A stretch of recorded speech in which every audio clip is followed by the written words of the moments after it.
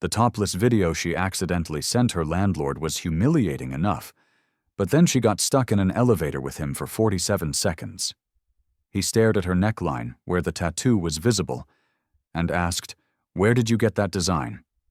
Welcome back to Proudly Black Stories, my beautiful, amazing Pride family. You all have been so supportive, and I promise to always try my best to give you the best stories as I learn and improve every day. If this is your first time coming across my video, do comment below where you're watching from, and hit subscribe to officially join the Pride family. Now, let's get into today's story. Elara Brooks stood in front of her bathroom mirror at 11:47 p.m. on a Friday night, topless and trembling. Not from cold, not from fear, from the pure, visceral rush of having finally done something she'd been too terrified to do for 3 years. The tattoo was still angry red, the skin around it tender and swollen. Protective film covered the design, making the colors look muted, dreamlike. But even through the medical-grade covering, the phoenix was unmistakable. Wings spread wide across her sternum, the bird rising between her breasts in shades of crimson, gold, and deep purple. The tail feathers swept down toward her ribs, the head arched upward, beak open in what could have been a cry of pain or triumph.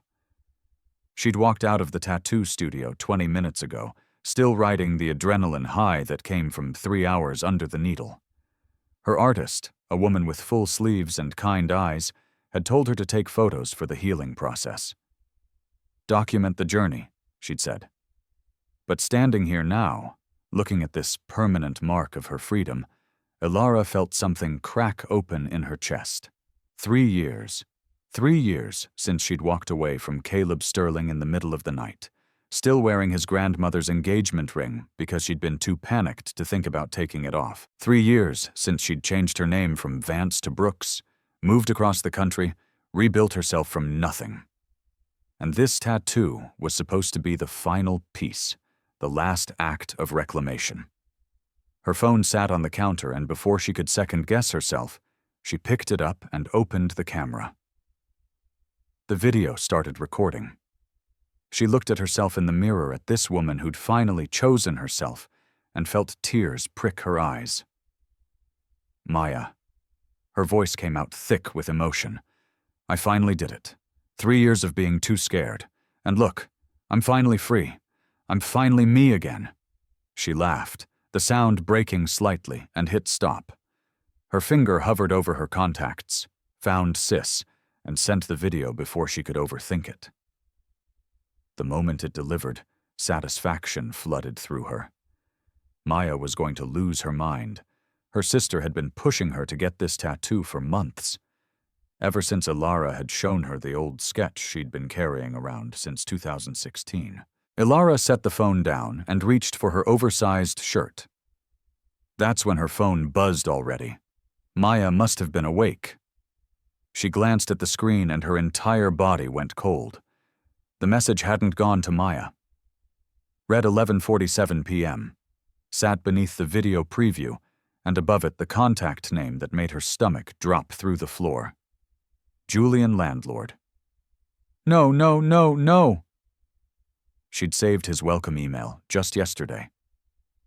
Julian Thorne, owner of the Onyx Spire, the ultra-luxury building she just moved into with her new job money and her fresh start dreams. She'd saved him as J. Thorne Landlord, and her phone had auto-suggested him instead of Maya. Elara grabbed the phone with shaking hands, desperately searching for an unsend button that didn't exist. She just sent a video of herself topless to a billionaire, to her landlord, to a man she'd never even met. The phone buzzed again. Her thumb hesitated over the notification before she finally horrifyingly opened it. "Welcome to the Onyx, Ms. Brooks. Beautiful choice. The Phoenix suits you." Elara read it 3 times, then 4.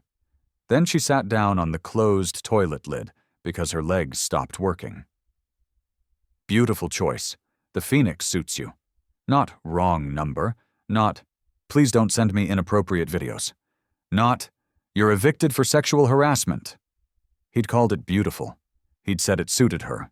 And he'd responded in under 30 seconds, which meant Julian Thorne, billionaire recluse, had been awake at nearly midnight and had seen her video immediately. Ilara pressed her hands to her face and made a sound somewhere between a laugh and a scream. She didn't sleep, obviously. She spent the next 7 hours drafting and deleting apology texts, each one more pathetic than the last. I'm so sorry that was meant for my sister. Sounded like a lie. Please disregard my previous message. Sounded like a corporate email. I'm mortified and will be moving out immediately. Sounded insane. By 7 a.m., she'd settled on saying nothing and simply dying of embarrassment. Then someone knocked on her door. Ilara, still in her oversized shirt and sleep shorts, peered through the peephole. A man in a courier uniform stood there holding an enormous arrangement of birds of paradise flowers. She opened the door. I think you have the wrong apartment. Ilara Brooks, 71A, he asked. That's me. But I didn't order anything. They're a gift. He handed her the arrangement and a small envelope, then disappeared down the hall before she could tip him. Ilara carried the explosion of orange and purple flowers inside, set them on her kitchen counter, and opened the envelope with trembling fingers. The cardstock was heavy, expensive. The handwriting was precise, masculine. Ms. Brooks, no apology necessary. We all deserve to celebrate our rebirths. I trust you're settling in well. Should you need anything, I'm in Penthouse 72. The door is always open. Julian Thorne. She read it 6 times. No apology necessary. We all deserve to celebrate our rebirths. He understood. Somehow from a 60-second video, Julian Thorne had understood exactly what that tattoo meant. Her phone rang. Kiara Mendez's face filled the screen, her best friend's dark eyes bright with mischief, even over FaceTime. Tell me you're settled, Kiara said the moment Ilara answered. Tell me the Seattle penthouse is everything you dreamed. I did something insane last night. Kiara's eyebrows shot up. Good insane or bad insane? Because you're overdue for good insane. I got the tattoo, Kiara screamed. Literally screamed so loud Ilara had to pull the phone away from her ear. You did not. Let me see. Ilara angled the camera down, pulling her shirt aside to show the protected phoenix. Oh my God, Ilara, it's gorgeous. You finally did it. How do you feel? Terrified, free, and like I made a catastrophic mistake. The tattoo isn't a mistake. No, the tattoo is perfect. The mistake was accidentally sending a topless video of it to my landlord instead of Maya. Kiara went silent for 3 full seconds. Then I need you to repeat that, Ilara explained. The wrong contact, the immediate red receipt, the response. When she finished, Kiara looked like she might pass out. Wait, your landlord. Ilara. Who owns the Onyx Spire? Some billionaire named Julian Thorne. Why? Kiara's voice went up an octave. Julian Thorne built Thorne Industries from nothing after his family disowned him. He created encryption software that governments use. He's like American tech royalty. Ilara's stomach flipped. You're joking. I'm not. He's also insanely hot and a total recluse. Nobody's seen him in public for like 5 years. There was some scandal, but nobody knows what really happened. Kiara leaned closer to the camera. Ilara, you sent a topless video to one of the most powerful, mysterious men in Seattle, and he sent you flowers and called your tattoo beautiful. This is a nightmare. This is the start of a romance novel. What are you going to do? Hide in my apartment forever? Or, Kiara said slowly, you could go upstairs and thank him for the flowers. Absolutely not. He said his door is always open. Kiara, I can't just show up at a billionaire's penthouse because he sent me flowers after I accidentally flashed him. Why not? You've already seen each other naked. Emotionally speaking. Ilara hung up on her, but she couldn't stop thinking about it, about the note, about the fact that he'd responded personally immediately at nearly midnight, about the way he'd said the phoenix suited her, like he could see something in that design that meant more than just pretty artwork. She went to work, tried to focus on spreadsheets and fraud patterns, failed miserably. At 11 p.m., she came home exhausted, rode the elevator up to the 71st floor, and tried not to think about the fact that Julian Thorne lived just one floor above her. The elevator slowed at 72. Ilara's heart stopped. The doors opened, and Julian Thorne stepped inside. He was taller than she'd expected, easily 6'2", broad-shouldered, wearing all black like he'd either come from a business meeting or a funeral.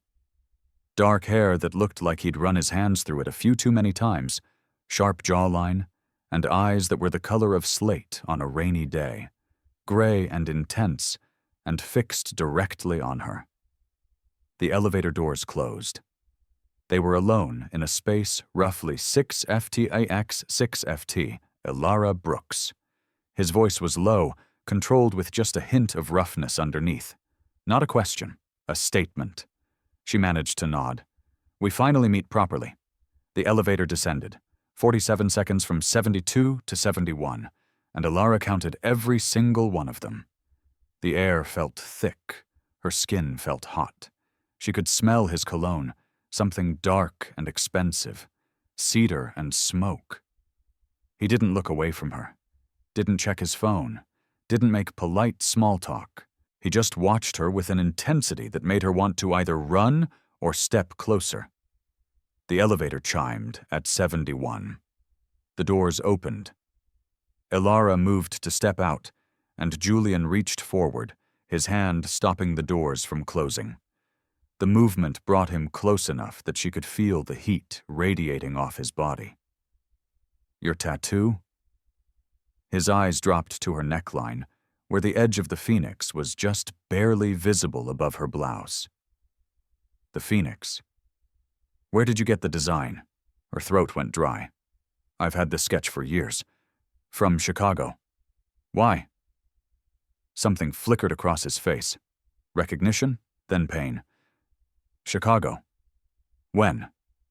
2016. I was at a conference. I met this artist at a coffee shop and Ilara trailed off because Julian had gone completely white. Why? What's wrong? What did she look like? Dark hair, green eyes, paint stains on her hands. The memory was fuzzy, but certain details stuck. She gave me this sketch on a napkin and said I needed it more than she did. It was the strangest thing. I kept it in my journal for years before I finally got it done. Why are you asking me this? Julian's hand tightened on the elevator door. A muscle in his jaw ticked. That was my sister, Serafina. She died a year later. The world tilted sideways. That's impossible, Ilara whispered. I wish it was. His eyes met hers again, and there was such raw grief there that Ilara felt it in her chest. She lived in Chicago until 2017. She was an artist. She used to draw phoenixes obsessively the year before she died. The elevator started beeping, an angry sound indicating the doors had been held too long. Julian stepped back. Let them close. And Ilara stood frozen in the hallway of the 71st floor, her heart pounding so hard she could feel it in her throat. The tattoo on her chest suddenly felt like it was burning. She made it inside her apartment, locked the door, and immediately went to her bedroom.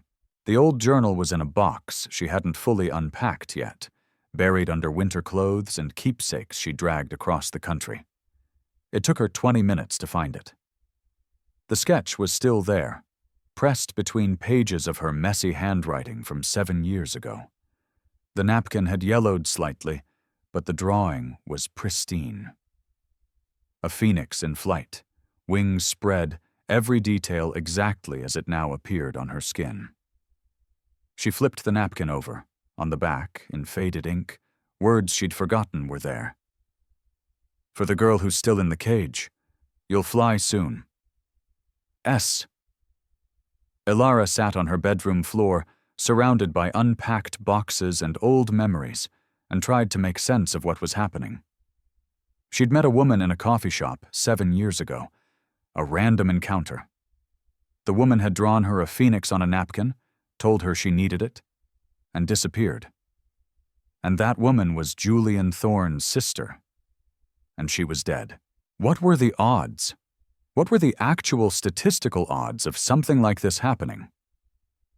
Ilara pulled out her phone and did what any rational person would do. She Googled Julian Thorne. The search results were extensive. Photos of a younger version of the man she'd just met in the elevator back when he smiled for cameras. Articles about Thorne Industries, about his revolutionary encryption software, about his meteoric rise in the tech world. Then 5 years ago, the articles changed. Julian Thorne disappears from public life after family scandal. Thorne Industries CEO steps back from public role. What really happened to Julian Thorne? But none of the articles had details, just speculation, rumors, theories. Ilara kept scrolling until she found what she was looking for. Serafina Thorne, 24, found dead in Chicago estate. Suicide suspected. The article was from 2017. It was brief. Serafina Thorne, daughter of business magnate Arthur Thorne, had been found dead at the family's Chicago property. Preliminary reports suggested suicide. The family had declined to comment. Ilara stared at the tiny photo accompanying the article. It was definitely her, the woman from the coffee shop. Same dark hair, same delicate features, same paint-stained fingers visible even in the grainy image. She'd given Ilara a sketch, told her she'd fly soon, and then she'd died less than a year later. Ilara didn't remember falling asleep, but she must have because she woke up on her bedroom floor, phone still in her hand, sunlight streaming through the windows. Someone was knocking on her door. She stumbled to answer it, still wearing yesterday's clothes, and found Julian Thorne standing in her hallway holding 2 cups of coffee. He looked like he hadn't slept either. "We need to talk," he said. Ilara stepped aside and let him in. He handed her one of the coffees. She took it automatically, noticed it was exactly how she liked it, oat milk and vanilla, and wondered how he knew that. Then she remembered her apartment application had asked for emergency contacts and dietary preferences. He'd read her file. Of course he had. Julian stood in her living room, looking at the still unpacked boxes, the minimal furniture, the birds of paradise flowers on the kitchen counter. "I need to tell you something," he said. "You didn't get this apartment by chance." Ilara set down the coffee. "What?" He turned to face her. "When your application came through, I saw your name." "Ilara Vance." He searched her face. "You changed it to Brooks, but Vance was your father's name. Detective Robert Vance." The coffee turned to acid in her stomach. "How do you know my father's name?" "Because 7 years ago, your father was investigating my father." "Arthur Thorne." Julian's voice was raw. "Careful. He was getting close to exposing him for money laundering and fraud. And then your father was killed. They called it a random mugging." Ilara sat down on her couch. Had to. Her legs weren't working properly. "My father died in a mugging," she said slowly. "It was random. Wrong place, wrong time. That's what the police said. That's what my mother told me." Julian pulled a folder from inside his jacket. He set it on her coffee table. "It wasn't random." She stared at the folder like it was a bomb. "I don't understand." "My father had him killed." The words came out flat, factual, devastating. And 3 months later, my sister Serafina discovered evidence of what he'd done. She was going to go to the police. So he killed her too. Made it look like suicide. The room spun. Ilara pressed her hands to her face, trying to breathe, trying to think. When I saw your name on the apartment application, Julian continued, I looked into you. I saw you were a forensic accountant. I saw you changed your name, started over in Seattle. He paused. I arranged for you to get this apartment. Ilara's head snapped up. You what? The Onyx Spire has a 6-month waiting list, but I own the building. I can approve applications. His gray eyes held hers. I needed to know if you knew anything about your father's investigation. I needed to know if you could help me prove what Arthur did. She stood up, paced to the window, paced back. You've been using me? Yes. The honesty was brutal. Since when? She demanded. Since you applied. Since you moved in. Since your application crossed my desk 3 months ago. 3 months. He'd been planning this for 3 months. You manipulated me into living here so you could… What? Pump me for information about my dead father. At first, yes. Julian took a step toward her. But then you sent me that video. Ilara laughed, sharp and bitter. Right, the accidental nude. Must have been a nice bonus. I saw the tattoo. His voice dropped. The exact design Serafina created. And I realized she'd met you. She'd given you that drawing. Do you know what that means? That your sister drew a pretty picture? My sister had visions sometimes.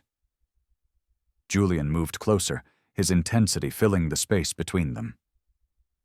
Premonitions. She told me once she'd met someone who was connected to everything, someone who would help bring the truth to light. He looked at Ilara like she was the answer to a question he'd been asking for 7 years. I think that person was you. That's insane. Is it? You're a forensic accountant. Your father was investigating Arthur. You're living in my building. You have my dead sister's design permanently marked on your body. He was close enough now that Ilara had to tilt her head back to look at him.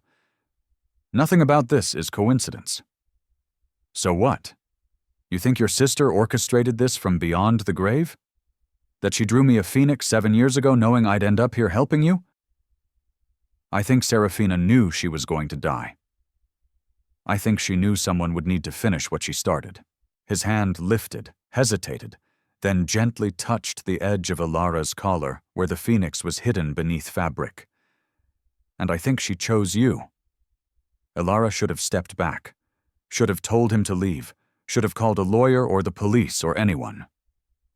Instead, she stood frozen as Julian's fingers brushed her collarbone, as his eyes dropped to where the tattoo began. I want to see it, he said quietly. The whole thing, please. It was the please that did it, the raw need in his voice. Ilara's hands went to the buttons of her shirt. She undid them slowly, watching his face. His eyes never left hers, even as she pulled the fabric aside to reveal the phoenix in full. The protective film was gone now. The tattoo was healing, the colors vivid against her pale skin. Julian's breath caught. His hand hovered over the design, not quite touching. It's exactly how she drew it, he whispered. Every detail, Ilara. Ilara's voice came out rough. If what you're saying is true, if your father killed mine and made it look random, if he killed your sister? She swallowed hard. Why am I here? Why did you really bring me to this building? His eyes lifted to hers. Because I've spent 7 years trying to prove Arthur Thorne is a murderer, and I've failed. Every lead goes cold, every witness disappears, every piece of evidence gets buried. His jaw clenched. And then you walked into my life with my sister's final message written on your skin. So yes, I manipulated you. I used you because I'm desperate and I'm out of options and you're the first real lead I've had in years. That's messed up, I know. You should have told me the truth from the start. Would you have believed me? Would you have helped me? Ilara thought about it. If a billionaire stranger had told her 3 months ago that her father was murdered as part of a conspiracy, she would have thought he was insane. No, she admitted. So, I lied. Julian stepped back, giving her space. I'm not a good man, Alara. I'm the son of a monster, and I've done terrible things trying to take him down. I brought you here under false pretenses. I invaded your privacy. I manipulated you into living one floor below me so I could keep tabs on you. He met her eyes. But I'm telling you the truth now, and I'm asking for your help. She should have said no, should have packed her things and left, should have run as far from Julian Thorne and his murdered sister and his criminal father as possible. Instead, she asked, "What do you need me to do?" They spent the next week going through everything. Julian had files on top of files. 7 years of investigation into Arthur Thorne's business dealings, shell corporations, suspicious transactions, witnesses who disappeared, and at the center of it all, the deaths of Detective Robert Vance and Serafina Thorne. Alara sat on the floor of Julian's penthouse, surrounded by evidence, and felt something shift inside her. Her father hadn't died randomly. He died a hero. He died trying to expose a criminal. "The police report on my father," she said, holding up a file. "It says he was killed in a mugging gone wrong, wallet taken, no witnesses, convenient." Julian said he was sitting across from her close enough that their knees almost touched. Arthur's specialty. Make it look random. Make it look like bad luck. And Serafina, his face went carefully blank, jumped from the balcony of our family's Chicago estate. Depression, breakdown, that was the official story. But you don't believe it. Serafina was terrified the week before she died. She told me she'd found something. Evidence of everything Arthur had done. She was going to take it to the police. Julian's hands clenched. I told her to wait, to let me handle it. I was in Seattle building my company. I told her I'd come to Chicago in a few days and we'd go together. And she didn't wait. She died 3 days later. His voice cracked. If I'd gone sooner, if I'd just listened to how scared she was. Alara reached out without thinking and covered his hand with hers. "It's not your fault, isn't it? I was her older brother. I should have protected her. You couldn't have known. I should have." He turned his hand over, lacing his fingers through hers. "That's why I need to finish this. For her and for your father." They stayed like that, hands linked, surrounded by evidence of death and corruption. "I'm working on a case right now," Alara said slowly. "For my firm, the Sterling Cross Holdings fraud investigation." Julian went very still. "What did you just say?" "Sterling Cross Holdings? They're being investigated for fraud, money laundering.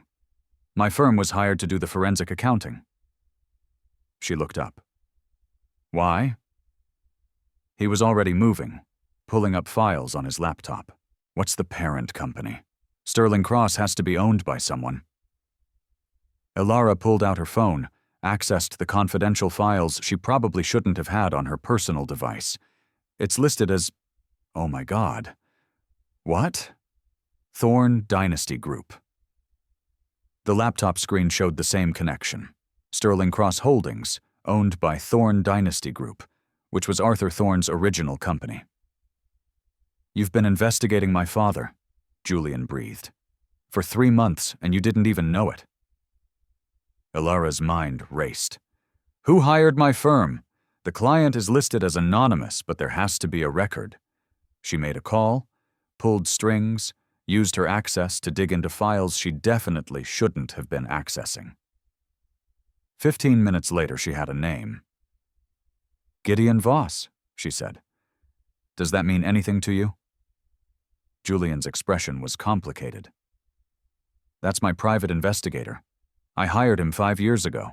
So, he's the one who hired my firm to investigate Sterling Cross, which means he knew about the connection to your father, which means he manipulated you into this case the same way I manipulated you into this building." Julian laughed, but there was no humor in it. "We're all using you, Alara. I'm sorry." She should have been angry, should have felt violated. Instead, she felt something else. Clarity. Stop apologizing, she said. You gave me a purpose, a chance to get justice for my father. Yes, you manipulated me. Yes, it's messed up. But I'm not some helpless victim. She stood up, started pacing through the evidence. I'm a forensic accountant. This is what I do. I find patterns, I follow money, and I've been building a case against Sterling Cross Holdings for 3 months. How solid is it? Solid enough to prove fraud, money laundering, tax evasion, every transaction, every shell company, every falsified record. She turned to face him. If we can connect Arthur Thorne directly to Sterling Cross Holdings and then connect him to the murders, we have him. Julian stood up, moved toward her. That's a big if, so we make it happen. Ilara lifted her chin. No more secrets, no more manipulation. From now on, we're partners, equal partners. Or I walk. He studied her face for a long moment. Then he extended his hand. Partners. She took it. The handshake lingered, his hand warm and solid around hers. Equal partners, he agreed.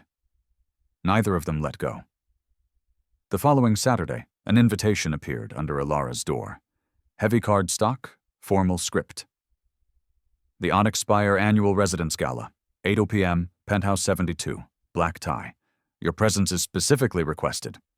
J. Kiara showed up with 3 dresses and a makeup kit. I don't even know if I should go, Ilara protested. Are you insane? The mysterious billionaire specifically requested your presence at a black tie event in his penthouse. You're going. Kiara held up a black silk gown with a plunging neckline. And you're wearing this. That's too much. That's perfect. The phoenix will be visible. You'll be devastating. He won't be able to look away. This isn't about seducing him, Kiara. We're working together to take down his criminal father. Oh, so you're spending every evening in his penthouse going through files, and that's purely professional. Ilara felt her face heat. Yes. Ilara, come on. The man sent you flowers. He touches you every chance he gets. He looks at you like you're the answer to every question he's ever asked. He's grieving his sister. He's obsessed with justice. He's obsessed with you. Kiara pushed the dress into her hands. Wear the dress. Let yourself feel something. You've been locked down since Caleb. At the mention of her ex, Ilara flinched. Caleb was a mistake. Caleb was a controlling jerk who spent 3 years making you feel small. Julian is the opposite of that. Julian is morally gray at best. He manipulated me, and he told you the truth. He's giving you justice for your father. He's letting you be an equal partner. Kiara's voice softened. When was the last time a man treated you like an equal? Never, Ilara realized. Caleb had treated her like a possession. Before Caleb, there had been a series of forgettable relationships with men who wanted her to be smaller, quieter, easier. Julian wanted her sharp, wanted her smart, wanted her exactly as she was. Fine, Ilara said. I'll wear the dress. At 8 p.m. exactly, Ilara stepped off the elevator into Penthouse 72. She'd been here a dozen times over the past week, but always in jeans and sweaters, surrounded by files and coffee cups. This was different. The entire penthouse had been transformed. Floor-to-ceiling windows showcased Seattle's glittering skyline. A string quartet played in the corner. 50 residents mingled, all of them dripping in wealth and designer labels.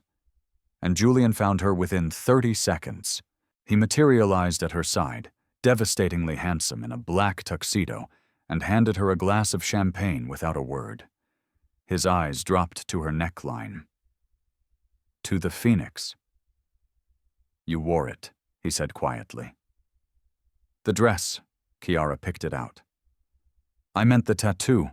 You made sure it was visible. Ilara felt heat creep up her neck. I thought that was the point. Serafina gave me this design. I should honor that. Dance with me. It wasn't a question. He took the champagne from her hand, set both glasses on a passing tray, and led her to the makeshift dance floor.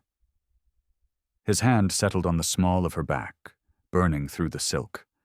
Her hand went to his shoulder. They fit together perfectly. "Everyone's staring?" Ilara murmured. "Let them," he pulled her closer. "You're the most beautiful woman in the room. I'd stare too." "You're biased." "I'm honest." His thumb traced small circles against her back. "How are you feeling about everything we discussed? You mean about the fact that my entire life has been shaped by a murder I didn't know was a murder? Or about the fact that I'm working with the son of my father's killer to take down a criminal empire?" "Either. Both."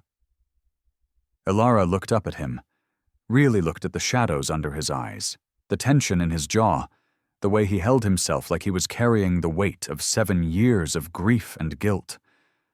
"I'm angry," she said honestly, "at your father, at the universe, at the fact that my dad died trying to do the right thing and nobody even knew he was a hero. He was, and now I get to finish what he started." She let herself lean into Julian slightly. "So, I guess I'm also grateful to you for telling me the truth, even though you manipulated me into your apartment." "Even though," she paused, "can I ask you something?" "Anything." "Why did you really respond to my video that night? You could have ignored it, could have just pretended it never happened." Julian's hand tightened on her back.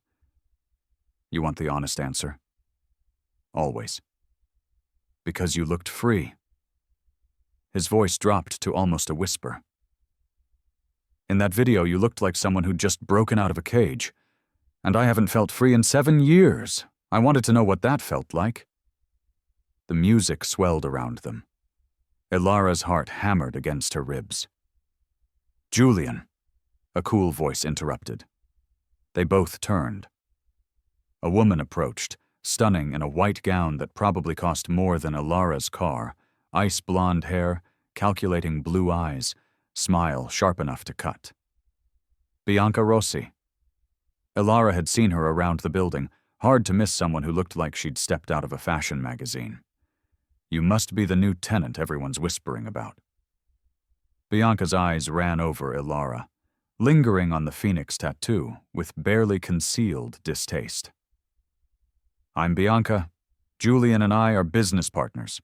"Just business partners," Julian said, his voice cooler than Ilara had ever heard it. "Of course." Bianca's smile didn't waver. Though we've known each other for years, since before Julian became quite so reclusive, she turned her attention back to Ilara. "And you are Ilara Brooks. How lovely." "And what is it you do, Ilara?" "I'm a forensic accountant." Something flickered in Bianca's eyes. "How fascinating. And you just moved to Seattle 3 months ago. What a coincidence. That's exactly when Julian started leaving his penthouse again." Bianca's tone was light, but her eyes were ice. "He's been quite mysterious about what's been occupying his time." Julian's hand on Ilara's back became possessive. "If you'll excuse us, Bianca, we're dancing." He pulled Ilara away, but not before Ilara caught the look on Bianca's face.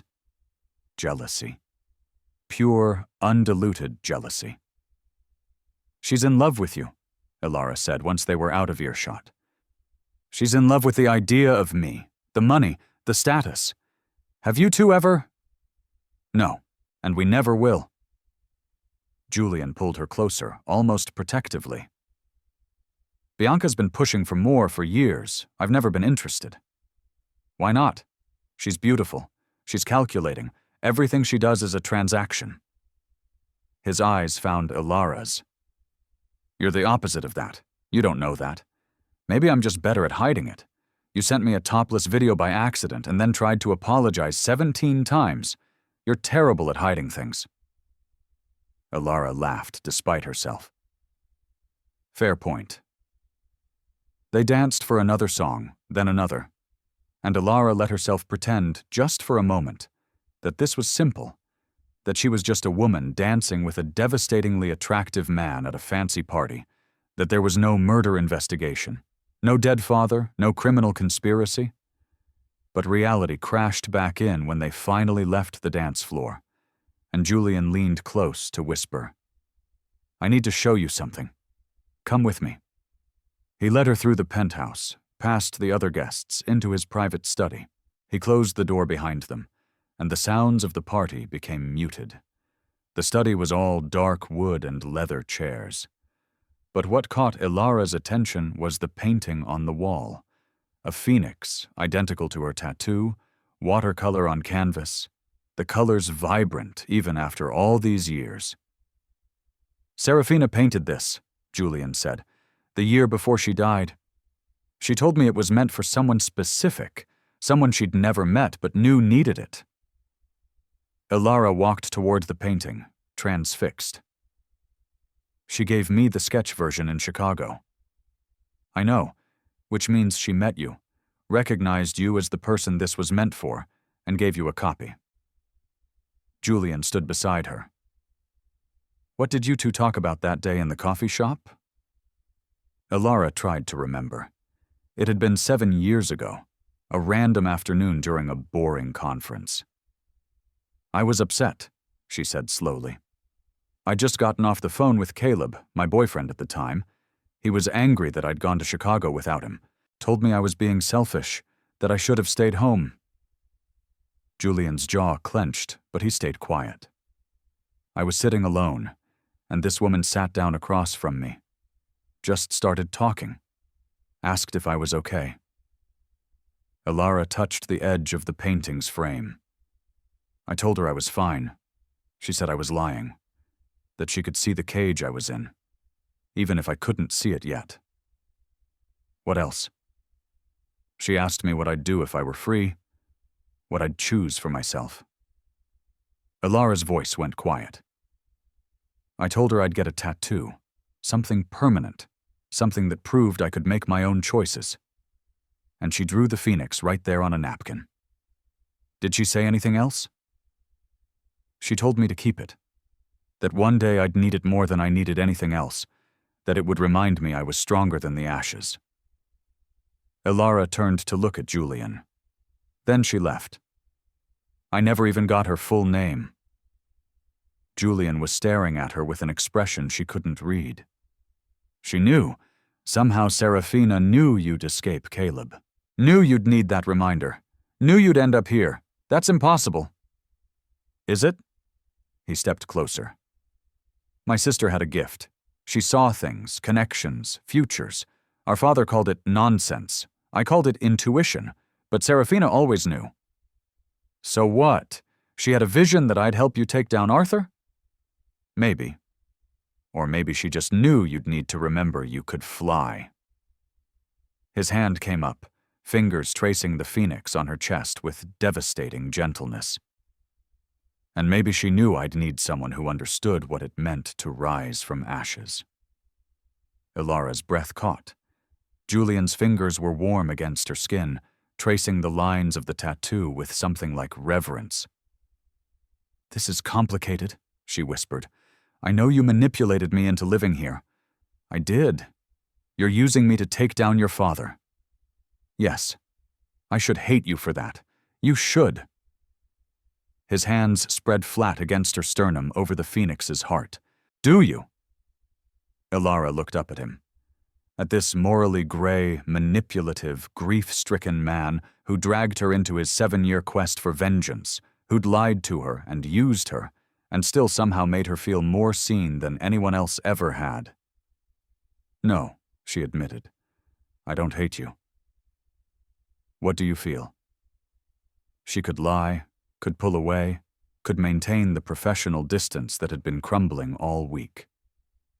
Instead, she said, "I feel like your sister knew exactly what she was doing when she gave me this design." Julian's eyes darkened. "Ilara. And I feel like maybe being manipulated into your orbit was the best thing that's ever happened to me." He kissed her, or she kissed him. Later, Ilara wouldn't be able to say who moved first.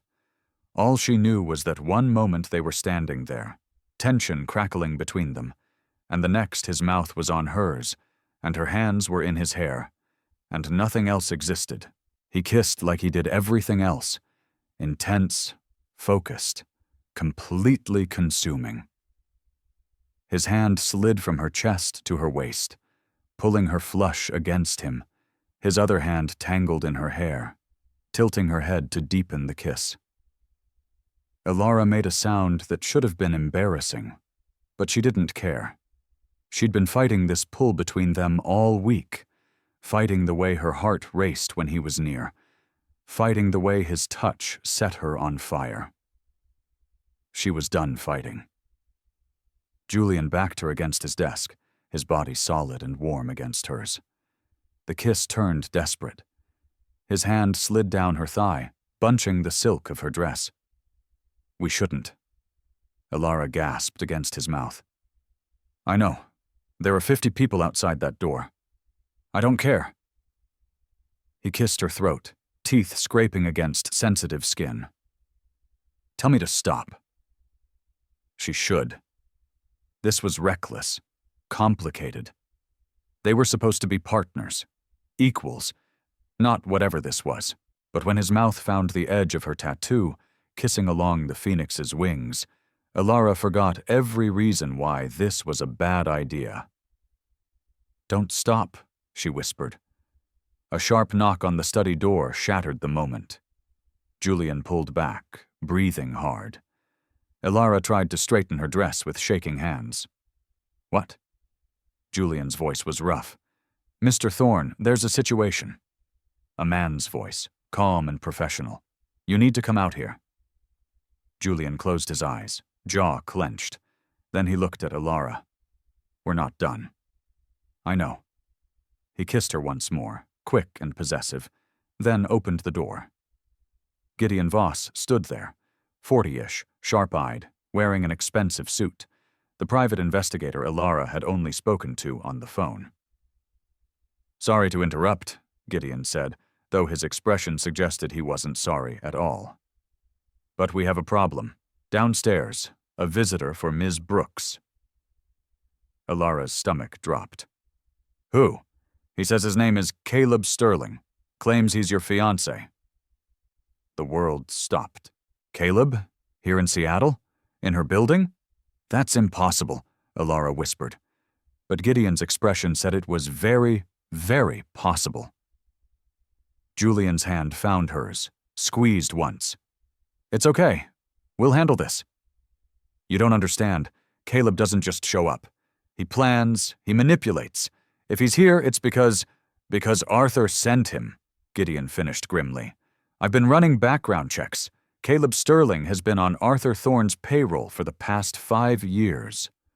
The room spun. 5 years. Which meant Caleb had been working for Arthur when they met, when he proposed, when he spent 3 years controlling every aspect of her life. "He was watching me," Elara said, "the whole time. Arthur sent him to make sure I never looked into my father's death." Julian's expression went dangerous. "Where is he?" "Lobby. The concierge called me before letting him up." "Good." Julian pulled out his phone. "I'm calling security to remove him." "No." Elara's voice was steady even though her hands were shaking. "I'll talk to him. Absolutely not." "Julian, if Caleb is here on Arthur's orders, that means Arthur knows I'm investigating Sterling Cross, which means we're running out of time." She looked at Gideon. "Do you have surveillance recording equipment?" Gideon smiled slowly. "Always." "Then wire me up. Let Caleb say whatever he came to say. Maybe he'll slip up. Give us something we can use." "Or he'll threaten you," Julian said. "Probably. But I'm not afraid of Caleb anymore." Elara touched her tattoo, felt the raised lines under her fingers. "I already flew away from him once. He doesn't get to cage me again." Julian looked at her for a long moment. Then, reluctantly, he nodded. "We do this my way. You're wired. Gideon and I are listening to everything, and if he so much as touches you, I'm coming down there. Deal." 20 minutes later, Elara stepped off the elevator into the lobby, wearing a wire under her dress and carrying the weight of 7 years of manipulation. Caleb stood by the windows, looking exactly as she remembered. Tall, Handsome in that polished corporate way, expensive suit, perfect hair. The kind of man who looked trustworthy right up until he destroyed you. He turned when he heard her heels on the marble floor. His smile was slow, predatory. "Hello, Ilara." She kept her distance. "How did you find me? You really thought you could hide? A name change and a move across the country?" He laughed. "I've known where you were for 2 years. I just didn't have a reason to collect you until now." Collect? Like she was a possession he'd misplaced. "What do you want, Caleb?" "What I've always wanted. You compliant, quiet, useful." He moved closer. "You look good, by the way. Freedom suits you, though that tattoo is exactly as trashy as I imagined it would be." Ilara's hand went automatically to her chest. Caleb's eyes followed the movement, darkening. "You actually got that ridiculous design, the one you kept going on about. It's not ridiculous. It means something. It means you're desperate for attention." His tone turned sharp. "But we can fix that. You're going to come back with me. We're going to get that monstrosity removed, and you're going to stop this investigation into Sterling Cross Holdings?" There it was. Confirmation that Arthur knew. "And if I refuse?" Ilara asked. "Then I tell your firm about the ring you stole, the family heirloom you pawned for drug money." "I didn't use it for drugs." "No one will care. Your career will be over, and then, tragically, you'll have an accident." Caleb stepped close enough that she could smell his cologne. Still the same scent. It made her stomach turn. "Just like your father did." Rage ignited in Ilara's chest. "You're threatening to kill me." "I'm delivering a message from Arthur Thorne. Stop investigating. Stop helping Julian or people you love start disappearing." His hand shot out, grabbed her wrist. "Starting with that sister of yours, Maya." He was threatening Maya. Ilara yanked her arm back. "Let go of me." "Not until you understand how serious this is. Arthur doesn't make idle threats. Your father learned that.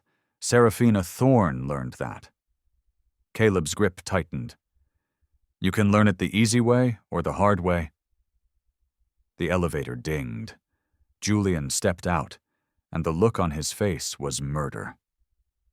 Caleb immediately released Ilara's wrist and stepped back, his expression shifting to something polite and innocuous.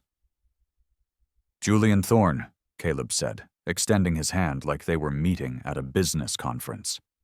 "I'm Caleb Sterling, Ilara's fiancé."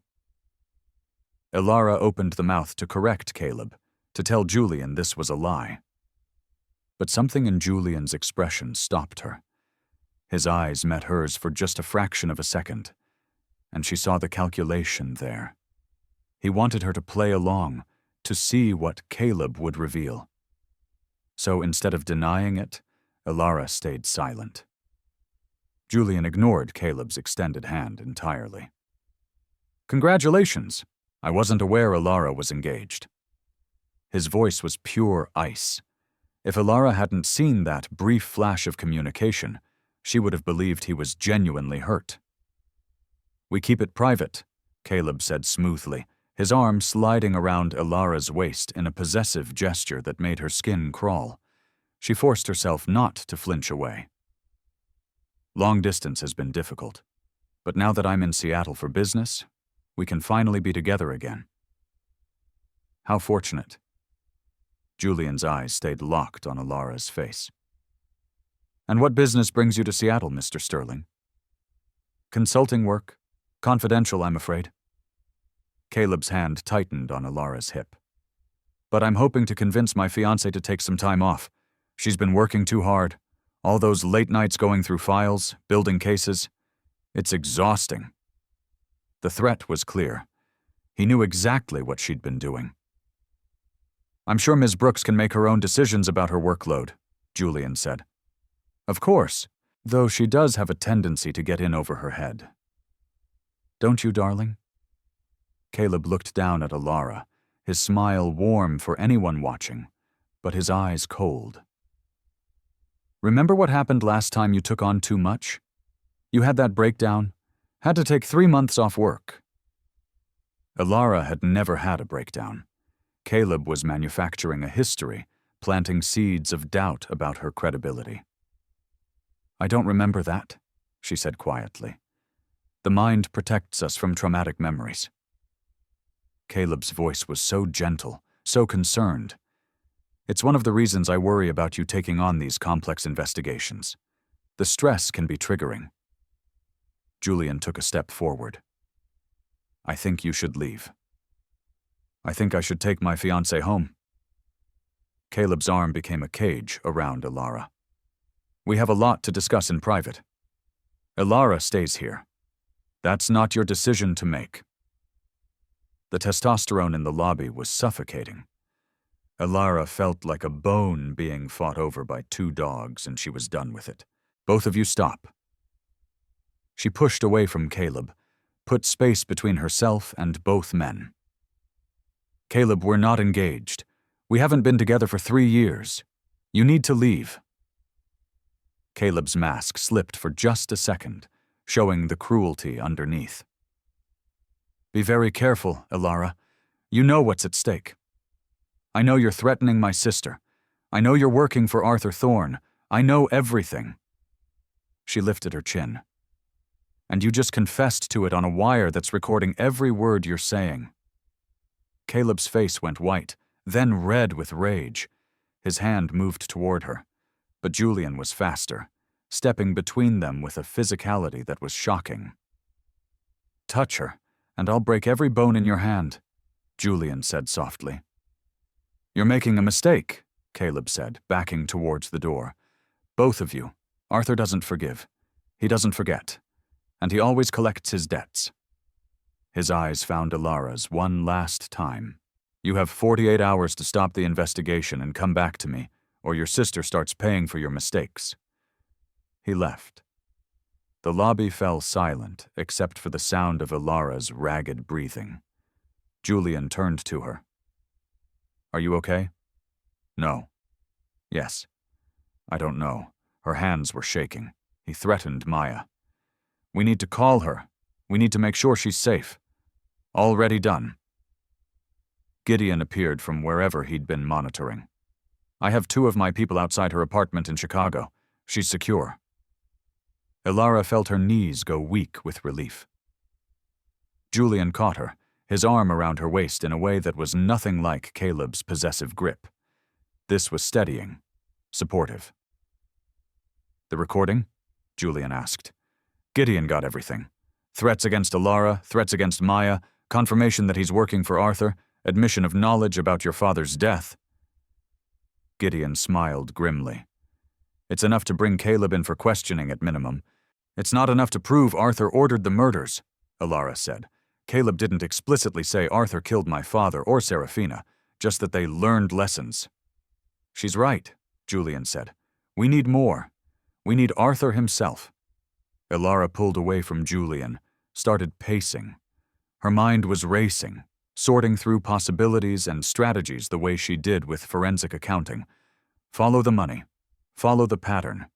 Find the break in the chain. Caleb gave us 48 hours, she said slowly, which means Arthur is nervous. We're getting too close to something. The Sterling Cross investigation. Gideon said, You've been building a case for 3 months. You must be near completion. I am. I have enough to prove fraud and money laundering, but the connections to Thorne Dynasty Group are buried under 6 layers of shell companies. It would take a financial expert to trace it back to Arthur specifically. Or it would take Arthur confessing, Julian said. They all looked at each other. We set a trap, Ilara said. We make Arthur think I'm going to destroy the evidence, that I'm scared enough to comply, but we record everything. He won't meet with you directly, Gideon said. He's too careful. Then we give him no choice. Ilara's mind was crystallizing around a plan. I call Caleb back. Tell him I'll do what Arthur wants, but I need to speak to Arthur personally to negotiate terms. Protection for Maya. A guarantee that he'll leave my family alone if I destroy the files. That's insane, Julian said. You'd be walking into a meeting with a man who's killed at least 2 people. Not if I'm wired. Not if you're listening to everything. Not if we have backup ready to move in. She looked at Gideon. Can you set that up? Yes. But Alara, if Arthur suspects for even a second that you're recording him, he'll kill you on the spot. Then I better be convincing. Julian grabbed her arm, pulled her aside while Gideon made phone calls. This is too dangerous. This is necessary. Caleb threatened Maya. Arthur killed my father. He killed your sister. Alara looked up at him. I'm not running from this. I'm not hiding. I'm finishing what my dad started. By putting yourself in the line of fire. By being brave enough to face the monster. She touched his face, felt the tension in his jaw. You've been hunting Arthur for 7 years. Let me help you end this. Julian closed his eyes, leaned into her touch. If something happens to you because I brought you into this, I'll never forgive myself. Then make sure nothing happens to me. He kissed her hard and desperate, like he was trying to memorize the taste of her. When they broke apart, his forehead rested against hers. After this is over, he said quietly, we're going to talk about this thing between us. What thing? The thing where I can't stop thinking about you. Where I want to keep you in my penthouse and never let you out of my sight. Where the thought of Caleb touching you makes me want to commit murder. Heat pooled in Alara's stomach. That sounds possessive. It is. I told you I'm not a good man. Maybe I don't want a good man. She kissed him again, slower this time. Maybe I want someone who's as morally compromised as I'm becoming. Because she was compromised, she was planning to entrap a murderer. She was working with a man who'd manipulated her into an apartment just to use her for revenge. She was falling for someone who freely admitted to being possessive and dangerous, and she didn't care. The old Alara, the one who'd been engaged to Caleb, would have run from this, would have chosen safety over truth, compliance over confrontation. But the phoenix on her chest was a reminder. She'd already burned down her old life. She might as well let the flames consume everything. Gideon finished his call. I can have surveillance set up anywhere in the city within 3 hours. Where do you think Arthur will want to meet? Somewhere he controls, Alara said. Somewhere private. Probably one of his industrial properties. He has a warehouse in the shipping district, Julian said. It's technically owned by one of his shell companies, but I've traced it back to him. He uses it for storage, or for making people disappear, Gideon added grimly. Alara pulled out her phone. Only one way to find out. She called Caleb. He answered on the first ring. I knew you'd see reason, he said. I want to talk to Arthur in person. I'll destroy the files, but I need guarantees about my sister's safety. Arthur doesn't negotiate. Then I guess he doesn't get what he wants. Alara kept her voice steady. I'm a forensic accountant, Caleb. I have copies of everything stored in multiple locations. Encrypted cloud storage, physical drives hidden with lawyers. If anything happens to me or Maya, it all goes to the police automatically. She was lying. She had backups, but nothing that sophisticated. But Caleb didn't know that. There was silence on the other end. Then, I'll call you back in 10 minutes. He hung up. That was a very good bluff, Gideon said appreciatively. I learned from the best. Alara looked at Julian. You've been playing chess with Arthur for 7 years. I'm just following your strategy. My strategy has failed for 7 years. Because you've been playing alone. Now you have a partner. Julian pulled her close, kissed the top of her head. The gesture was so tender it made Alara's chest ache. Her phone rang. Caleb. Tomorrow night, 9:20 p.m., I'll text you the address. Come alone or the deal is off. How do I know Arthur will be there? You don't, but you're out of options, so you'll take the chance. Caleb paused. And Alara, don't try anything stupid. We'll be checking for wires. The line went dead. They'll check for wires, Alara said. Gideon was already typing on his phone. I have something new. Audio implant. Goes under the skin just below the collarbone. Undetectable unless they're doing a full medical scan. You want to put a recording device inside my body? I want to give you the best chance of survival. They'll pat you down. They might use a bug detector, but they won't think to check under your skin. Alara felt sick, but she nodded. Do it. The next 24 hours were a blur of preparation. Gideon brought in a doctor who implanted the audio device in Julian's penthouse, while Alara tried not to think about the fact that she now had technology embedded in her chest, 2 inches from her phoenix tattoo. Julian didn't leave her side. He hovered, bringing her food she couldn't eat, coffee she couldn't drink, his presence both comforting and suffocating. You should rest, he said for the 5th time. I can't. Alara was going through files, memorizing every detail of the Sterling Cross case. If Arthur asked her questions, she needed to sound convincing. I need to be ready. You are ready. You've been ready since the moment you agreed to this insane plan. It's not insane. It's necessary. Julian sat down next to her on the couch, took the files from her hands. Alara, look at me. She did. His gray eyes were storm dark, filled with something she was afraid to name. If this goes wrong, he started, it won't. If it does, I need you to know something. He took her hand, laced their fingers together. Meeting you, even under these circumstances, even with all the manipulation and lies, has been the first time I've felt alive since Serafina died. You make me want things I thought I'd given up on. Future things. Happy things. Alara's throat tightened. Julian, I'm saying this now because I might not get another chance. I'm falling for you, probably already fallen. And I know that's complicated and messy and possibly the worst timing in history. But I needed you to know.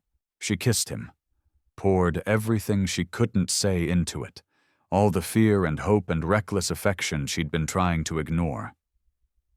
When they broke apart, Julian pulled her into his lap, his arms wrapping around her like he could protect her from what was coming. Stay with me tonight, he said against her hair. I don't want you to be alone.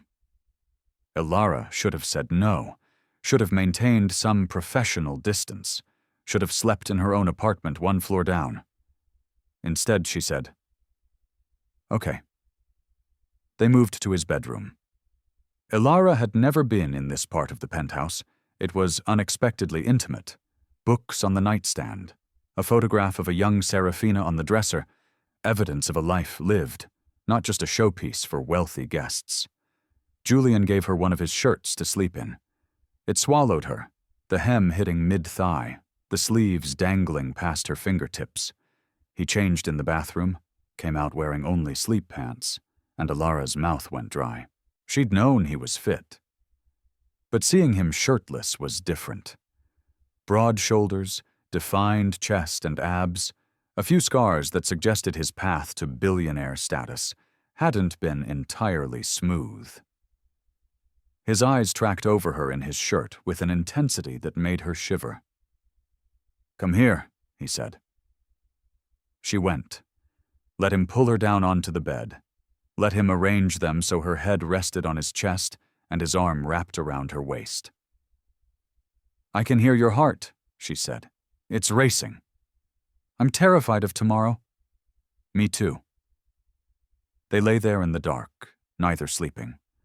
Alara traced idle patterns on his chest, felt the steady rise and fall of his breathing. Can I ask you something? She said quietly. Anything. That night you responded to my video. You said the Phoenix suited me. How did you know? You didn't know me at all. Julian was quiet for a moment. I saw the look on your face, the joy, the relief, the freedom.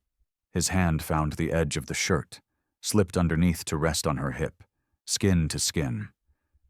And I thought, that's what Serafina wanted, for someone to feel that free, to choose themselves. Do you think she knew we'd end up here? Like this? I think Serafina believed in fate, in signs, in the universe putting the right people in each other's paths. He pulled her closer. I think she saw you that day in Chicago and knew you were important. Maybe not why or how, but she knew. Elara tilted her head up, found his mouth in the darkness. The kiss was slow, exploratory, different from the desperate ones they'd shared before. Julian's hand on her hip tightened, pulled her more fully on top of him. She could feel every hard line of his body through the thin layers of clothing between them. We should sleep, he murmured against her lips, even as his hands slid up her back, taking the shirt with them. We should, she agreed, kissing along his jaw to his throat. Tomorrow is going to be dangerous. Very dangerous. Her teeth scraped his pulse point, and he made a low sound that went straight through her. Elara. Her name was a warning and a plea.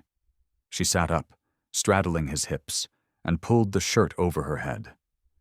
The room was dark, but enough moonlight came through the windows that he could see her.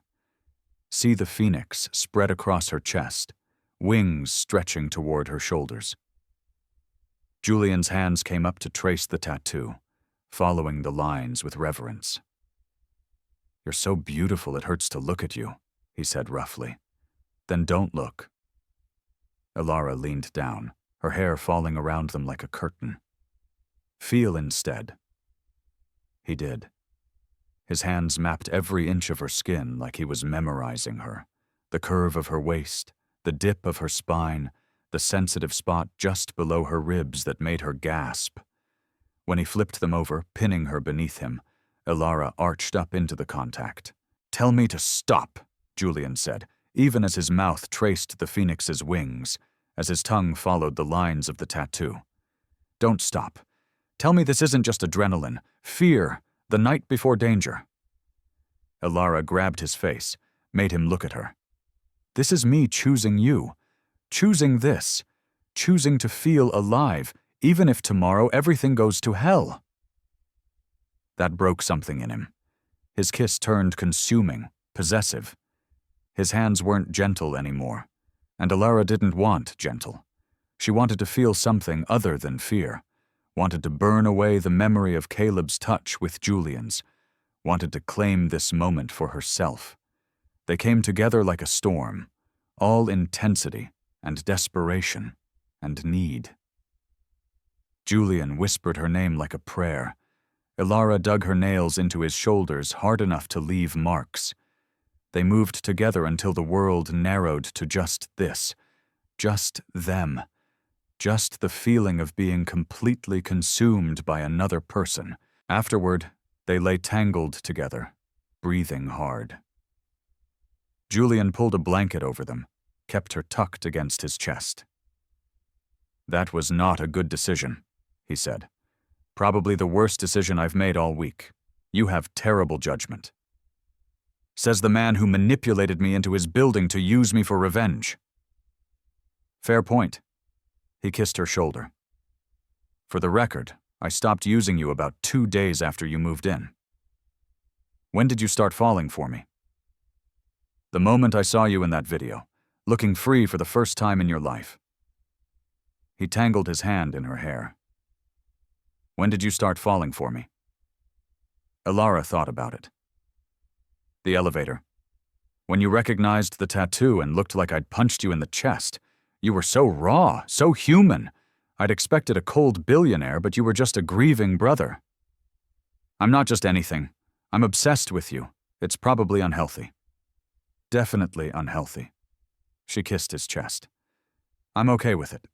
They finally slept as dawn crept over Seattle, wrapped around each other like they could keep the coming danger at bay through sheer force of will. At 8:00 p.m., the next night, Elara stood in front of the mirror in Julian's bathroom, preparing to walk into a warehouse where a murderer waited. She was dressed simply. Jeans, black sweater, boots. The audio implant under her skin was supposedly undetectable, but she still felt hyper-aware of it. Julian came up behind her, his reflection joining hers in the mirror.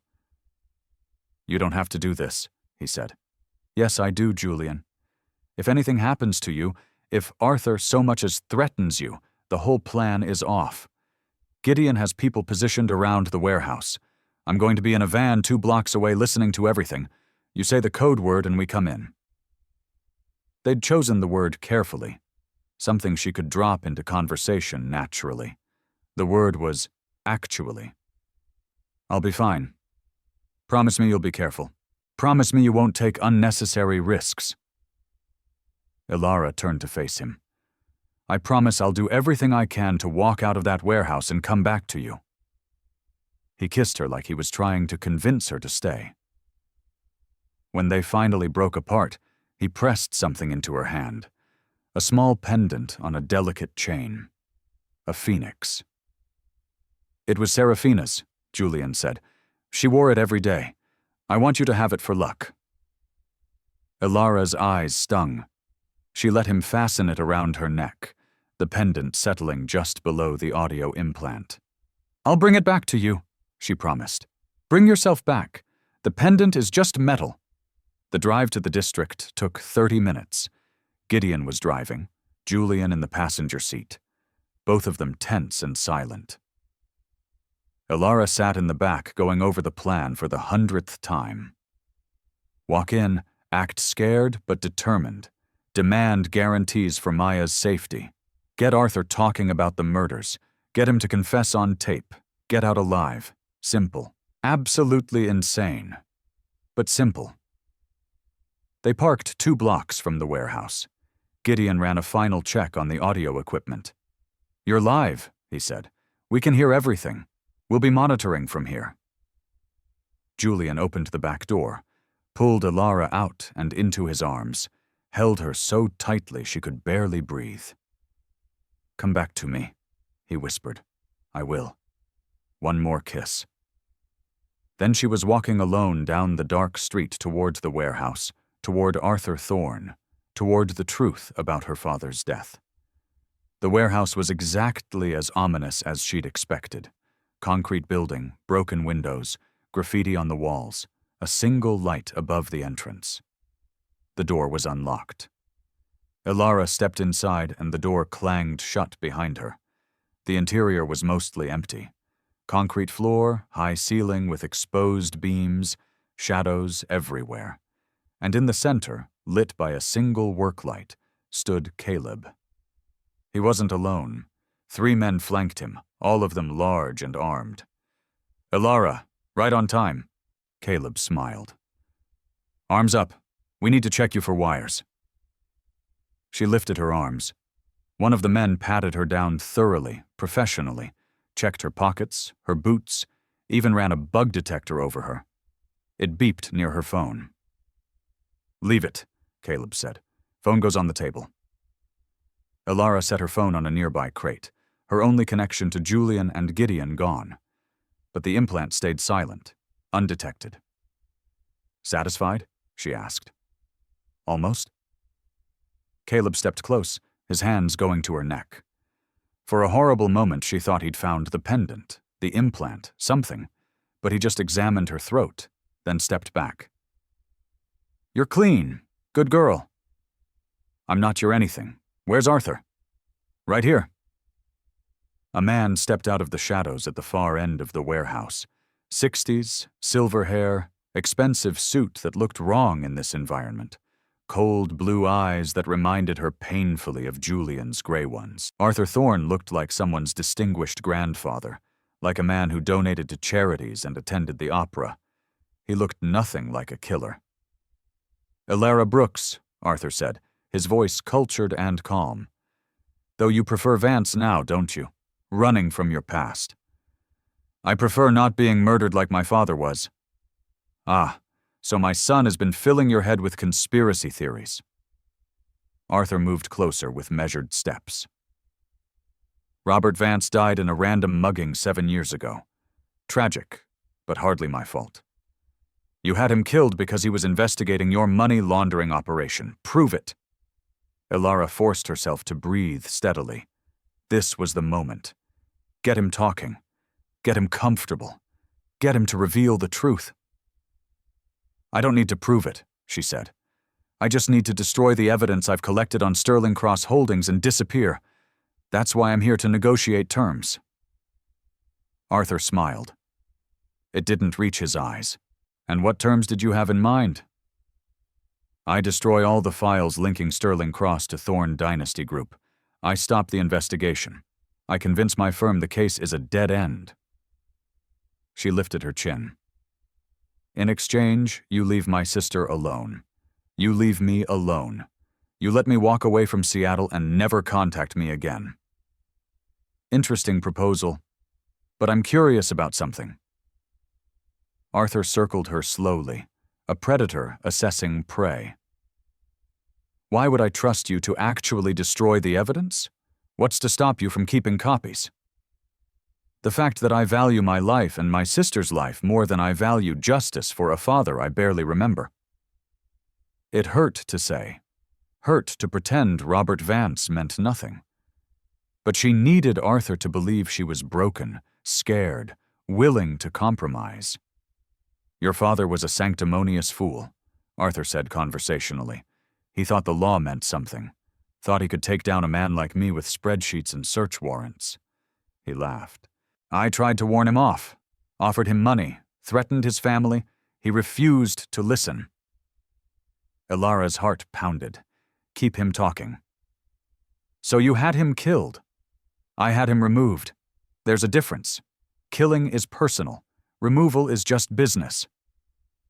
Arthur stopped in front of her. "Caleb arranged it, made it look like a mugging. Your father didn't suffer, if that's any consolation." The audio implant was recording every word, but Ilara needed more. Needed him to confess to Serafina, too. "And your daughter?" she asked. "Was that business, too?" Arthur's expression darkened. "Serafina was weak, sentimental. She found your father's original investigation files in my office, started asking questions." His voice turned cold. "She threatened to go to the police, to destroy everything I'd built. I gave her a chance to reconsider, but she didn't. No, she was stubborn, like her brother." Arthur's hand shot out, grabbed Ilara's face in a painful grip. "Is that what you wanted to hear? Confirmation that I killed them both? Does it make you feel better?" "It makes me feel like I understand what kind of monster you are." He released her with a shove. "Monster, hero, it's all perspective. I did what was necessary to protect my empire. Your father and my daughter were collateral damage. They were people. They were obstacles." Arthur straightened his cuffs. "And now, so are you." The temperature in the warehouse seemed to drop 10 degrees. "We had a deal," Ilara said, trying to keep the fear out of her voice. "We had a negotiation. I never agreed to anything." Arthur nodded to Caleb. "Take her to the back. Make it look like an accident. Maybe a fall from a great height, like Serafina. Poetic, don't you think?" The man grabbed Ilara's arm. She struggled, fought, but he was twice her size and trained for this. She was being dragged toward the back of the warehouse, toward whatever method of execution Arthur had planned, when the lights went out. Complete darkness. Someone shouted. A gunshot rang out, deafening in the enclosed space. Ilara dropped to the ground, covering her head. More gunshots, voices yelling, the sound of a door being breached. Then lights, blinding tactical lights from what seemed like dozens of sources. "Police! Everyone on the ground, now!" Officers flooded the warehouse from every direction. Ilara looked up to see Caleb being tackled, Arthur being surrounded, his men dropping their weapons and surrendering. And standing in the doorway, backlit like an avenging angel, was Julian. He crossed the warehouse in seconds, dropped to his knees beside her, pulled her into his arms. "I've got you. You're safe. I've got you."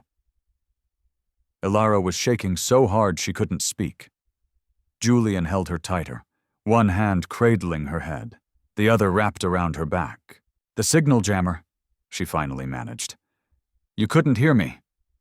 We heard everything until you walked in. Then the audio cut out." His voice was rough. "We knew something was wrong. Gideon had thermal imaging on the building. We saw them move you toward the back, and we breached early." Arthur confessed. "To everything. My father, Serafina, all of it." "I know. We got it. The signal came back for about 90 seconds before they activated the jammer. It was enough."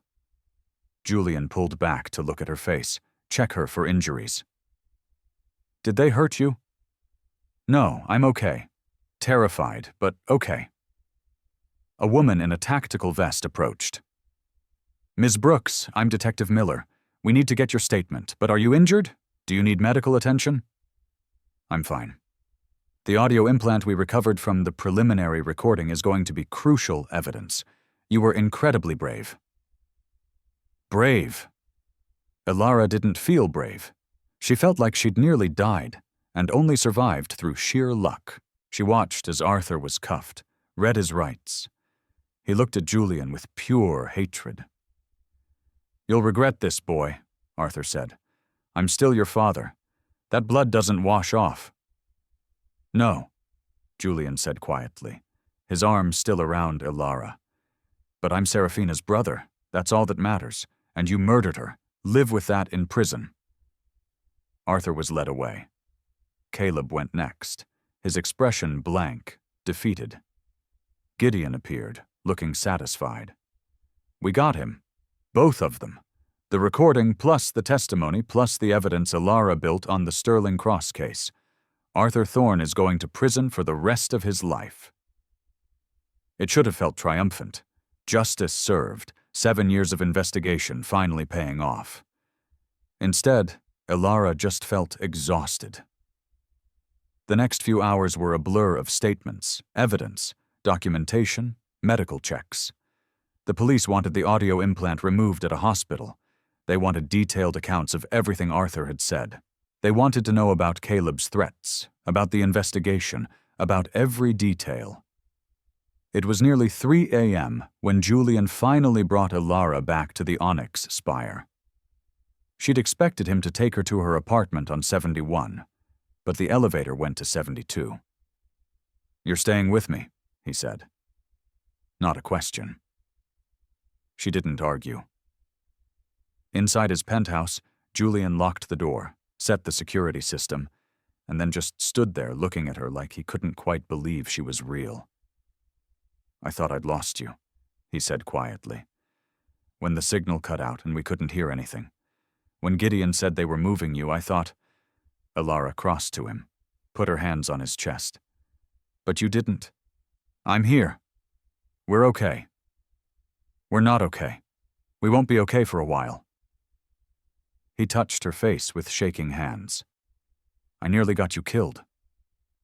You saved my life. You got justice for Serafina and my father. At what cost? You were in that warehouse with a murderer. If we'd been 30 seconds later..."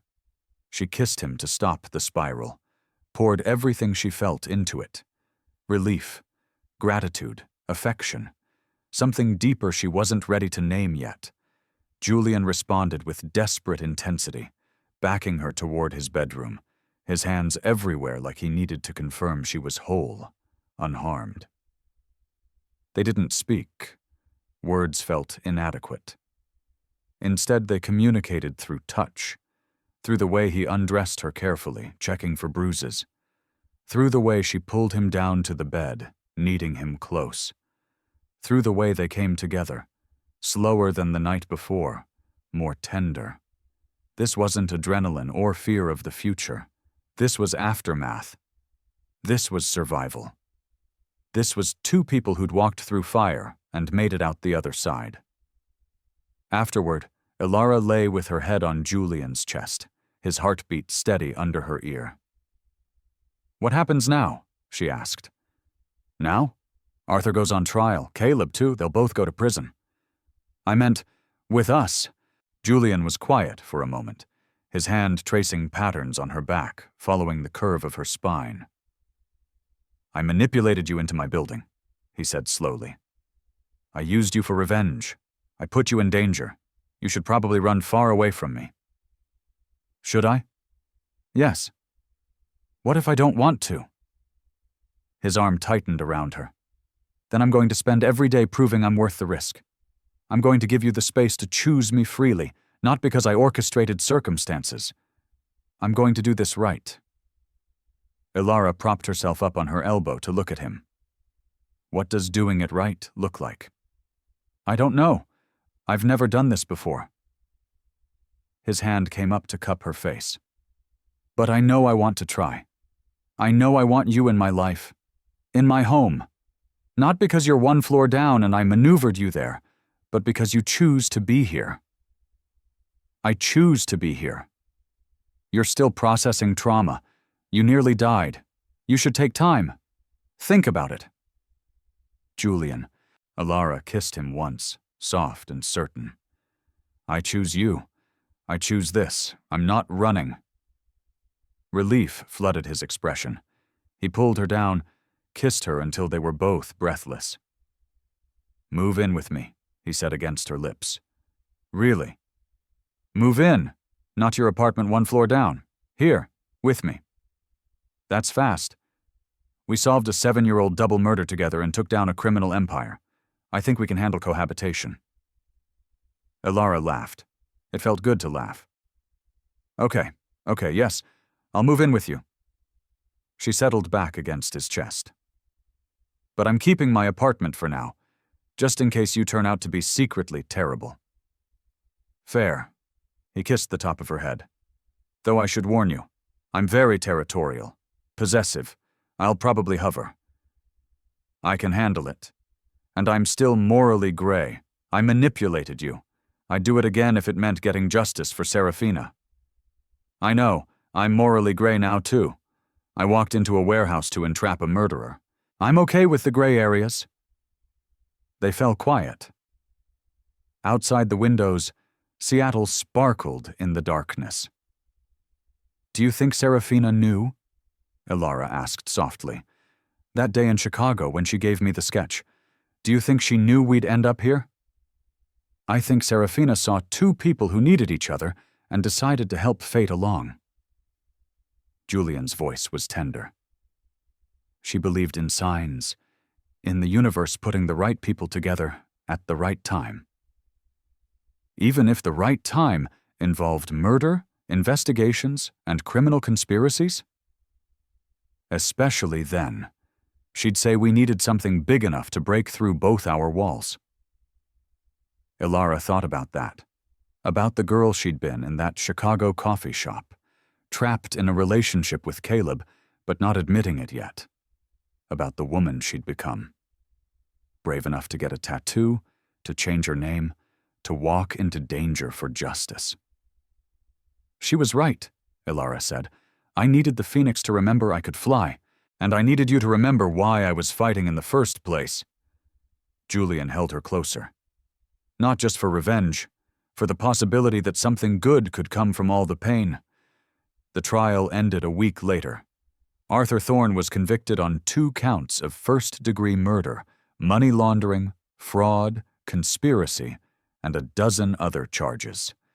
The judge gave him life in prison without the possibility of parole. Ilara and Julian were there for the verdict. They held hands in the courtroom gallery as Arthur was led away. He looked old, suddenly diminished. Just a man who'd made monstrous choices and was finally facing consequences. Outside the courthouse, reporters swarmed. Julian made a brief statement about justice for Serafina. Ilara said nothing, just stood beside him, solid and certain. That night they hosted a small gathering at the penthouse. Maya flew in from Chicago. Gideon came, looking satisfied with the investigation's conclusion. Kiara made an appearance, immediately clicking with Maya in that way Ilara had hoped they would. Bianca even stopped by briefly with her architect boyfriend, offering congratulations that seemed genuine. It wasn't a celebration, exactly. Too many people had died for that. But it was a closing, an acknowledgement that justice had been served and life could move forward. After everyone left, Ilara and Julian stood on the terrace again. It had become their spot, the place where they processed and planned and just existed together. "What do we do now?" Ilara asked. "Now that the quest is over, the villain is defeated. Justice is served. Now we live." Julian pulled her against his chest. "We build something that isn't about revenge or the past. We choose happiness." "I don't know if I remember how to be just happy. Not fighting anything. Then we'll learn together." He turned her to face him. "I want the boring stuff with you, Ilara. Grocery shopping and arguing about what to watch on TV. And waking up in the middle of the night because you stole all the blankets." "I don't steal blankets." "You absolutely do. You're a blanket thief and a terrible cook, and you leave coffee cups everywhere." His smile was tender. "And I love every chaotic thing about you." Ilara laughed, feeling lighter than she had in months. "You're not exactly perfect either. You're controlling and possessive, and you alphabetize your books." "Alphabetizing is logical. Alphabetizing is insane." They were both grinning now, foreheads pressed together. "I want this," Ilara said softly. "The boring stuff. The happy stuff. I want to build a life that isn't defined by what we lost." "Then that's what we'll do." Julian kissed her, slow and sweet. "Starting tomorrow. Tonight, I just want to hold you and be grateful we both survived." They went to bed early, tangled together in the dark. Ilara traced the phoenix pendant at her throat, felt the skeleton key beside it. Two symbols, one for rising from ashes, one for opening new doors. Serafina had given her both, in a way. Had set this whole thing in motion 7 years ago in a Chicago coffee shop because she'd seen something in Ilara that Ilara hadn't seen in herself yet. The potential to fly, the courage to walk through fire, the strength to choose love even when it was complicated and messy and morally gray. "Thank you," Ilara whispered into the darkness, speaking to a woman she'd met once and would never see again. "For the phoenix, for your brother, for believing I was worth saving." Beside her, Julian's breathing was steady, peaceful. She closed her eyes and let herself drift off, knowing that tomorrow would bring normal things, work and laughter and the mundane joys of building a life with someone. The phoenix had risen, the cage was broken, and Ilara was finally, completely free. Outside the windows, Seattle sparkled like a promise, like possibility, like the future she'd fought so hard to claim. And somewhere, Ilara chose to believe, her father and Serafina were watching, knowing their deaths hadn't been in vain, knowing the people they'd left behind had found each other and chosen to build something beautiful from all the broken pieces. The wrong text message to the wrong contact, the right tattoo at the right time, the perfect amount of chaos to break down walls and let love in. It had all led here, to this moment, to this man, to this life, and Ilara wouldn't change a single thing. The end. Moral lesson. Sometimes the most painful chapters of our lives are not just endings, but the necessary fire required for us to be reborn. We often view our traumas and accidental mistakes as burdens, but as Ilara and Julian discovered, the universe has a way of weaving our broken threads into a tapestry of justice and connection. The deepest lesson here is that you cannot find true freedom until you are brave enough to reclaim your own narrative. Freedom isn't just the absence of a cage, it is the courage to fly toward a truth that others tried to bury. When we choose to rise, not in spite of our ashes but because of them, we finally become the people we were always meant to be. Take care of yourself, and I'll see you in my next story.